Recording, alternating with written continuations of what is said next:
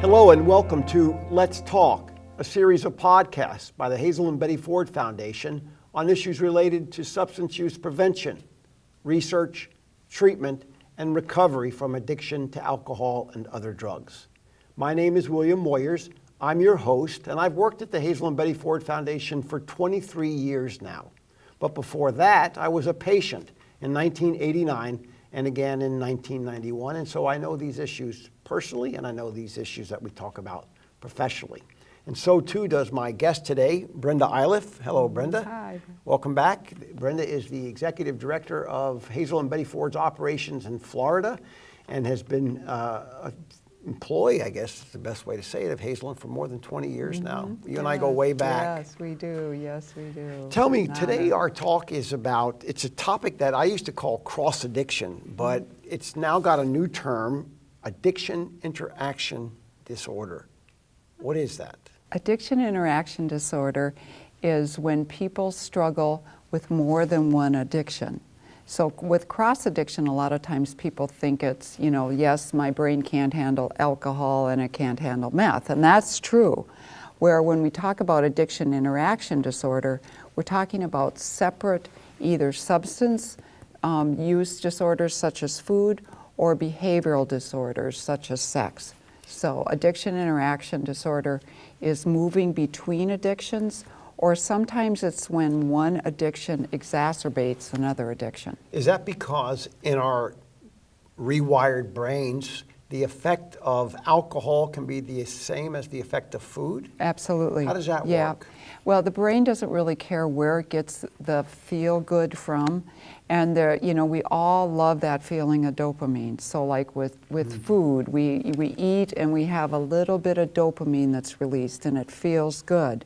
We're sexual and we have a lot of dopamine released and it feels great. We flirt and we have a little dopamine released and it feels pretty good.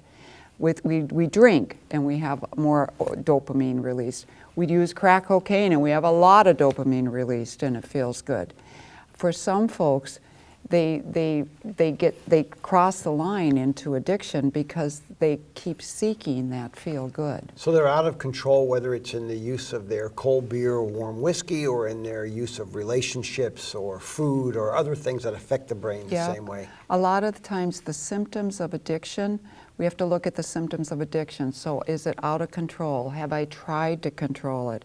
Have I given up social events or relationships because of this? Am I obsessed with it? Am I thinking about it? Am I thinking about using it? Am I thinking about recovering from it? Am I actually using it? I mean, with any of the different addictions, we could do a 24-hour clock and the person's either thinking about it or recovering from it or using during that whole 24 hours. What percentage, roughly, do we know of people would suffer from this addiction interaction disorder?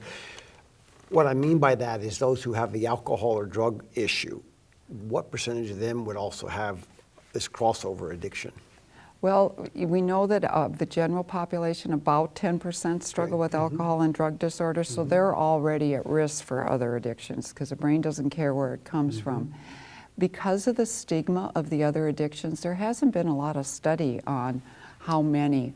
I have heard that up to 20 to 30% of people struggle with other addictions. Oh. And I think the research is pretty clear that a lot of times one addiction can lead someone into another addiction. We saw that with the meth epidemic, where these young girls with eating disorders were using meth to help with their eating disorder, and then all of a sudden they were in a mess. We've seen it with the gastric bypass world, where people who've had binge eating disorder have the surgery, and all of a sudden they're 2 to 3 times more likely than the normal population to turn into alcoholics. So I have a friend actually who had the gastric bypass surgery because he needed to work on his eating issues, and it succeeded there, but it wasn't too long before he discovered that he was addicted to alcohol. Yeah. And he's gotten help for that in his recovering. Is there a certain perverse stigma around people addicted to food or to sex? Or Absolutely. Talk about that stigma versus the stigma of regular addiction. Well, thanks to organizations like Hazelton, Betty Ford, and others, we've done a lot around the stigma of addiction to alcohol and other drugs. There's still a stigma, but when we talk about the stigma of food or sex, there's a huge stigma there. In fact, many times those fields are like 60 years behind the alcohol and drug field.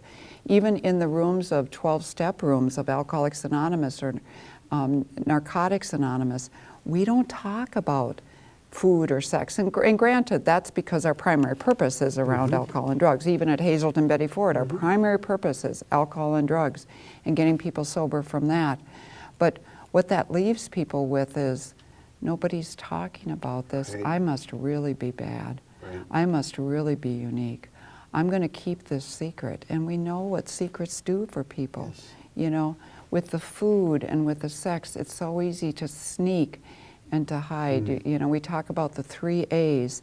If it's anonymous, if it's affordable, and if it's available, people are more likely to go into that addiction. So we see that with the internet. You know, I can see a little pornography, it's anonymous. For most people, that's pretty innocent, but for some people, it triggers a part of the brain where they can't stop, and it's available, and it's affordable. As a person maybe with food, I can eat alone. Nobody bothers me. I send my family to bed at night so that I can eat, and I can get food with lots of sugar and lots of fat, and it's cheap too. It's cheaper than eating healthy. So those 3 A's can really impact addiction. So let's talk about the fact that there is a way out. There is treatment. Absolutely. There is, right? Yeah, absolutely, absolutely. There's a lot of people in recovery right this second from sex addiction, from food addiction, but they don't always talk about it because the shame is so huge. So then there is recovery for people struggling there, but the treatment is different, is it not, than the treatment, say, for alcohol or other drugs? Because with those substances, we're told stay away from them. But we can't stay away from food. We can't stay away from procreation. We can't stay away from those other behaviors or activities that would be considered normal if it wasn't for their addiction. So how do you talk through that? Well, a lot of it is about learning about the addiction. Even with alcohol, people still drink. They just don't drink alcohol. They learn about that chemical that triggers the brain.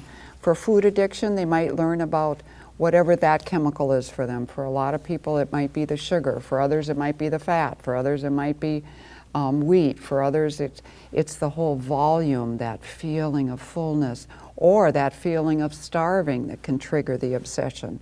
So they would learn about the addiction.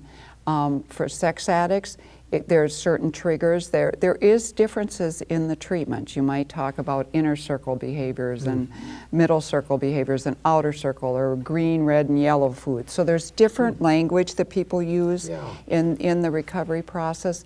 There are treatment centers that specialize in those addictions. Hazelton Betty Ford does not. But we refer on, right?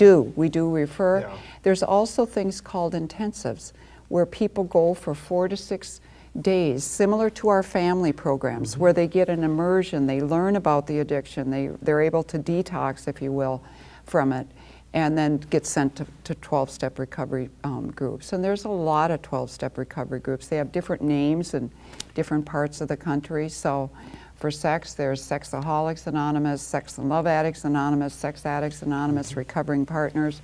For food, there's Overeaters Anonymous, there's Food Addicts Anonymous, there's Eating Disorders Anonymous, Anorexics, Bulimics Anonymous. There's a lot of different 12-step programs, but the principle is you put down the substance or the behavior. You don't put down all behaviors or all substances. You put down the one substance or behavior, and then you use the community and the support. You identify with other people who get, I eat like you do. I act out sexually. I give up all my relationships like you do. You know, and that connection is really, in many ways, very, very deep among people. So addiction, as we know, is an illness of isolation, and the antidote to it is togetherness, or we, and that would be true whether it's alcohol or other drugs, or food or sex. Absolutely. So before we wrap it up here, what do you say to families of people who are struggling with these kinds of addictions? They must feel that sense of they must suffer. Oh, hugely. You know, watching your loved one get bigger and bigger, or smaller and smaller, or leave the meal to go to the bathroom to binge and purge. Yes. Or watching your loved one, the police come and taking your loved one's computer because they have child pornography on it. Just like with alcohol and drugs, we talk to families about you didn't cause it, you can't control it, and you can't cure it. But you can cope with it, and you need connection. You need connection. One of the differences with sex addiction is instead of using the word codependency, we would use the word betrayal. Because people have really been traumatized. Right. They have no idea, and then all of a sudden their partner is gone or even sometimes arrested. So where do families or where do individuals who are struggling with these kinds of addictions, where do they go for help? Do you have any resources? There's a couple websites that might be a good start, and then they can go out from there. For sex addiction, the website sexhelp.com is a good website where people can take kind of a little screening question. And what I like about that website is they have one for the partners too, so that they can ask questions. And then for food addiction, foodaddictioninstitute.org has a lot of information about what might be some substances, or how can I tell if I have an eating disorder or a food addiction, because they are very different. And then, of course, people can come to Hazel and Betty Ford if they're struggling with alcohol and other drugs and these issues. And typically what we do is we will address the addiction of alcohol or drugs first and then refer on to another program. Correct? Absolutely. Okay. Brenda Iliff, thank you very much for sharing with us your remarkable reservoir of expertise. Thank you for asking. You're a shining example of how it works in our organization, and I feel honored to be able to share the studio with you today and this podcast, and also to share it with you all, our viewers and our listeners. On behalf of the Executive Director of Let's Talk, Lisa Stangl, I want to thank you for inviting us, Brenda and me, and all the rest of our colleagues into your lives through these podcasts. We will continue to produce these podcasts on a regular basis, and they'll cover the gamut of all the issues that really matter to us as an organization and to you as people walking that walk as well. Thank you very much.